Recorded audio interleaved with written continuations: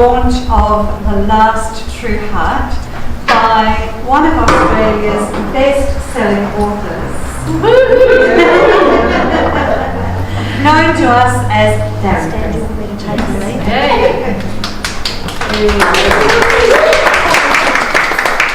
As you all know, I'm sure, Darry has over the last several years developed a reputation for high quality and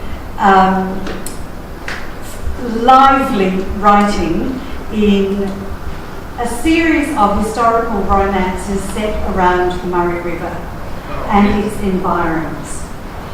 As you can see, there's an impressive list of stories which have been published by HarperCollins subsidiary Harlequin. No easy feat to get your foot in the door in the first place and then to be selling and writing. It is truly one of those professions where to be able to have a book published, let alone 6 plus being a part of short story collections is really something of a fine accomplishment. Darry frequently complains to me that her work is not literary. And I think what she means by that is that it's not highfalutin. Well, you know what? When it's got such verve and life, when the stories are so engaging, when you want those characters to be who they are and to be a part of the story that just takes you along in a rollicking manner, who needs highfalutin, I say? I said it's just a different highfalutin. Absolutely. It's full of life, it's full of verve, it's writing which draws you into the story and the characters. Again, no mean feat. And this has been acknowledged in this brilliant review which came out today, copies of which are on the wall, and I really recommend that you have a look at it, because honestly, I think, we love Darry. We're all here because we love Darry. We also love her books. That's the other reason we're here. But when you get acknowledgement like she has in the national arena, it really is a level that I think sometimes we forget to appreciate. And so I really encourage you to read those reviews. And so to The Last True Heart, which is the book that we're launching today. What I'd really like to do is to let you have a look at the video, because that's going to give you an introduction way better than I can. No karaoke.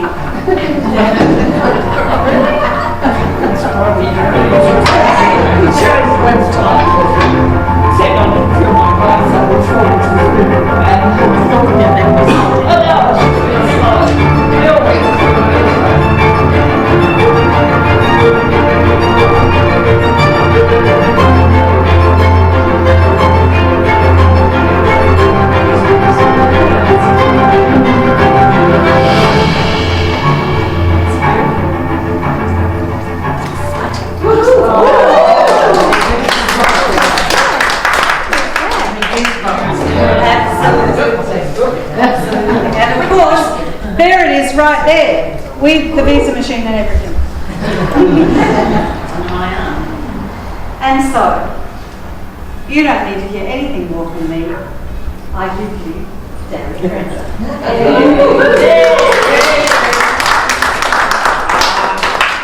Thanks for coming, everybody, and thanks, Priscilla, for your intro. It's always very, very thrilling for me to talk to people in my own hometown. Yeah.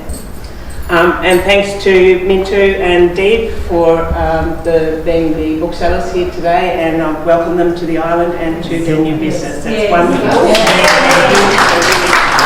And thanks, of course, to Roger, the outgoing owner of the news agency. The family was a great support for me. So as you can see around there, those posters, these banners have never been up all at once, so I guess I'm feeling a little bit maybe overwhelmed at the moment, but there they all are, and they have done well, which I'm pleased to say. But if I get on to the last true heart, this story came about while I was in my back cave, and most of you will know that my back cave is my office, and I sit there and do a lot of nothing but this sort of work. And I was flicking through the old newspapers digitised on Trove, which has newspapers going back to 1854 and even a little earlier. And I forget what I was looking at. I think some fellow had been murdered and tossed off a train, and his body was splattered all over the railway tracks. So I thought, I'll just read, because journalism at that time, Stan, was very gory. I flicked over, and you could learn something from that. Small segment. Bring it back, I say, yeah. A small segment in the paper that said, the Css Shenandoah docks amid furor at Melbourne. And I thought, Shenandoah? That's an American ship. What? So down the rabbit hole I go, probably for about 3 days. I did eat, I did drink. I don't do those rabbit holes without food and alcohol. So down we go, and the Css Shenandoah in 1865, at the height of the Civil War in American River, had docked in Melbourne, and it was there for repairs. The captain of the ship, Captain Waddell, did threaten the Governor of Victoria with war if he dared board the ship to find out whether or not there were any colonial men stowed away on board, which there were. Gosh, those colonials. So 42 Australian men, historical fact, stowed away on board, and when the ship got outside of territorial waters, they then enlisted for the Confederate Navy, as it turned out, to fight the end of the war in the Pacific. So that really fired up my imagination, because whoever I spoke to had no clue about it. So there it was. Anyway, then I had to sort of jump to my favourite decade for some reason, the 1890s, and try to tie that together. So that's how this came about. What I might ask you to do is, while I'm waffling along, if you would like to ask me some questions about what I do, please ask me whenever you feel like it. I guess one of the things that keeps me going is the fact that I don't believe we've changed an awful lot. Technology certainly has, the way we dress certainly has, but who we are as human beings doesn't really change. So our same emotional selves are still there as they were way back in this day here. So we might not expect that our colonial ancestors, if you like, were in touch with their international counterparts. They certainly were, by way of newspapers and letters and so on and so forth. So they led very full and very engaged lives that were interested in what was going on around them. So I guess I'm starting to get on my soapbox a little bit about what I do, but I find everyday stories are in everyday lives have stories, and that's what I try to build on. So I might not say any more because my brains have flown out the window. So if you have got questions, please let me know about. Annie. Yeah, a lot of new faces here tonight. So how did you get started when you did Daughter of the Murray? Right. So I won't tell you how old I am, but a long time ago, lots of things, I decided that what I was going to be in my life was a writer, come hell or high water. So I got to Alice Springs in about 1982. That could be a clue to the rest of it. And I thought, I'm going to write the world's greatest novel. No question. So I got out a blue Holland's notebook and a pencil and a sharpener, because we were pre-computers then and I couldn't type. And I handwrote this greatest manuscript about a young woman in charge of paddle steamers on the Murray River in the 19th century, and she was going to do marvellous things. And around about the same time, television had just arrived in Alice Springs, and instead of staring at the test pattern like we used to do, hoping that something would come on, up came these TV shows. And one of the series that hit TV at that time was All the Rivers Run. Yes. So pardon me while I just sit down in a big pool. And I was staring at the TV, and I couldn't believe what I was looking at. Someone had stolen my manuscript. I haven't even sent it in yet, but... And I learned that Nancy Cato had written All the Rivers Run, but she'd also written it in 1957, a very auspicious year. That's another hint.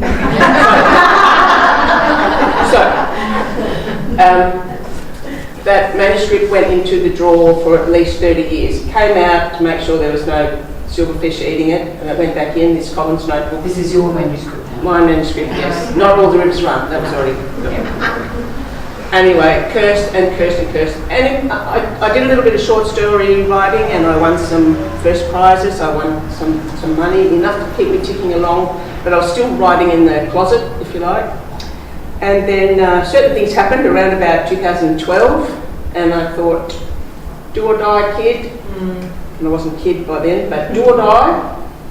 So I pulled that blue notebook out, I transcribed it to our flash new computers that we have now, and I rejoined a writers association, and I thought part of that do or die is get to that conference and pitch to a publisher. So there were 3 publishers to pitch to, one of which was Harlequin at the time, hadn't been bought by HarperCollins, that was in the wings.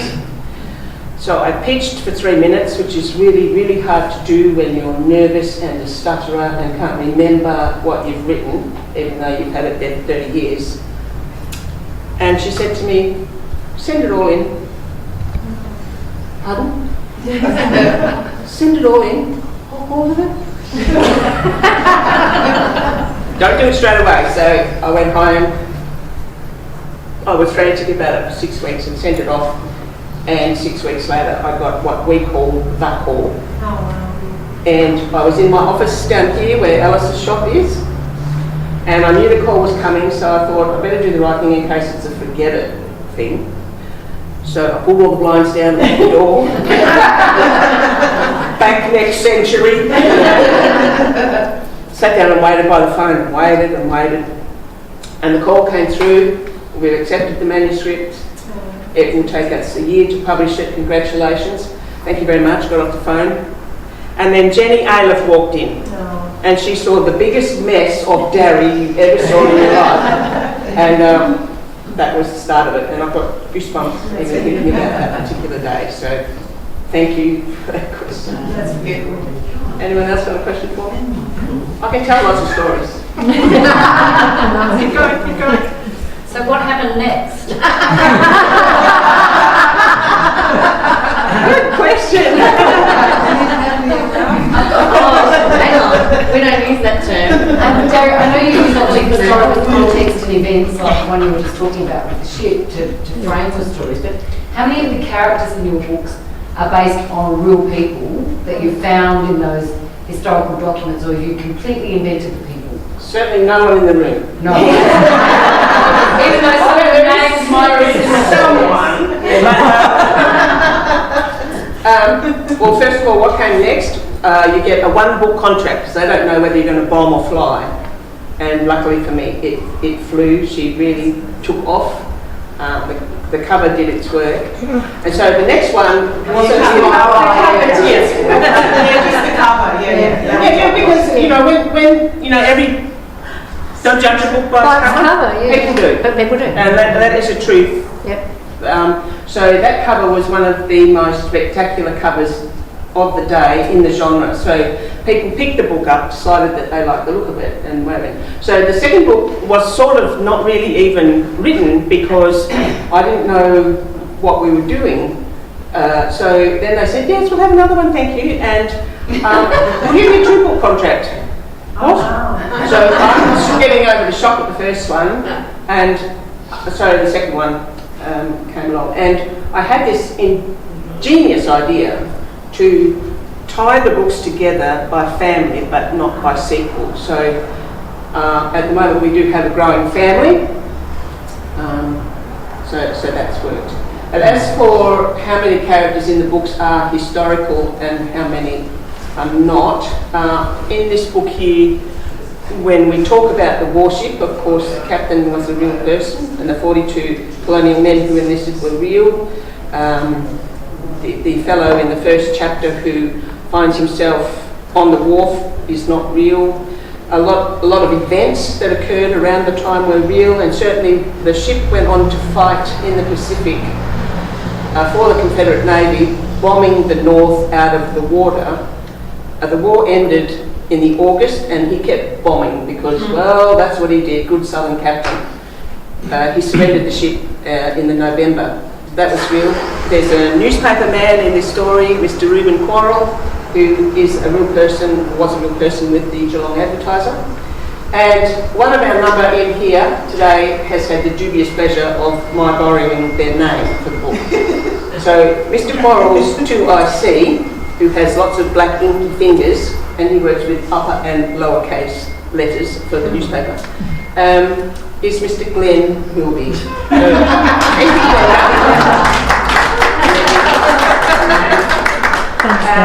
A couple of things to mention while we're talking about the book. Susie Parso, of course, is not here, but she's an important part of the journey when the start of the book to publication. She does a lot of red pen, so I thank Susie for that.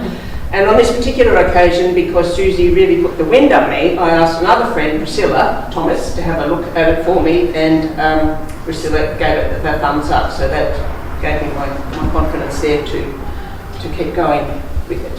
So I hope that's answered your question. Yes. More questions? Sorry. This is probably a bit of a bugger of a question to be asking today. Have you started writing your next book? Pardon? Have you started writing your next book? The next book is finished and has been accepted. It will come out this time next year, and my working title for that book is The Unconventional Miss Prudence North. And the Unconventional Miss North has gone from Victoria to Scotland, St Andrews University, to complete her master's degree. And it was just at the time when master's degrees for women were made equal to the degrees for men, because that wasn't always the case. Yes. So she comes back because the family had called her home, but she's very interested in the emerging science of forensics. Mm-hmm. So that began to emerge late 19th century.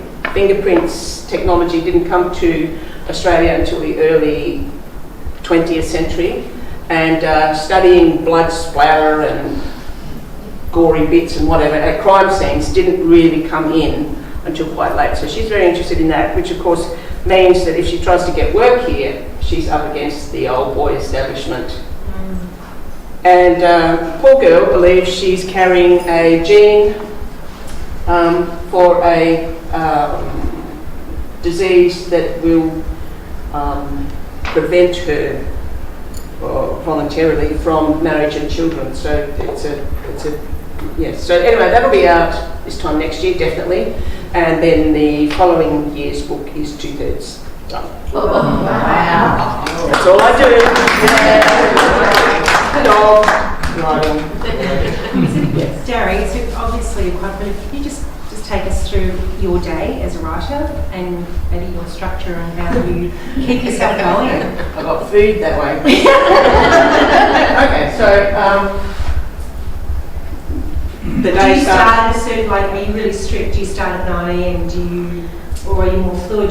Do you work to, I have to do 1,000 words a day, or how do you? No. And the day starts out with a walk with the dog and chores. I do get properly dressed, not full launch dressed, but I So you're on your Jim Jams. Jim Jams. Oh, no. So yeah, and I make a point of sitting at the computer or opening it up at 8:30. And a very famous author said, you can't fix a blank page, so that always sets me going. Sometimes, depends on the day before's work really, so sometimes I review all of that simply because I don't know how it works with me, but the front of house does this one thing and the back of house does another thing. So on a Tuesday, I might have forgotten what I did on Monday, so I'll go back through that to catch the thread of the story, or I might edit as I go along or whatever. Other days, it's woke up with a scene that needs to be written and away I go. And I often find that, I never forget to eat, but I often find that 2 or 3 hours might have gone, and 2,000 or 3,000 words might have occurred, which really tires me out, exhausts me. 3,000 words really wipes me out. And that would usually take me to about 4 o'clock.